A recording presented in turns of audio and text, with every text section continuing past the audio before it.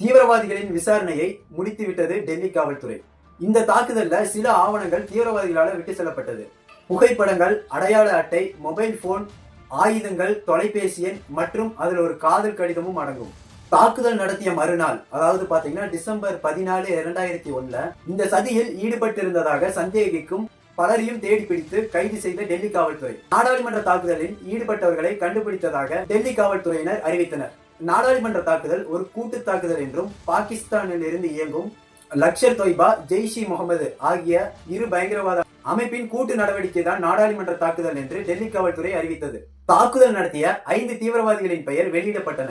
Hamza, Rana, ராஜா, முகமது, ஹைதர் ஆகிய 5 தான் பாராளுமன்ற தாக்குதலில் ஈடுபட்டு பலியான தீவிரவாதிகள். தாக்குதலுக்கு காரணமானவர்கள் என்று கூறி கிலானி, சவுகத் ஹுசைன், முகமது அப்சல் ஆகிய 3 காஷ்மீர் ஆண்களும் மற்றும் ஹுசேனின்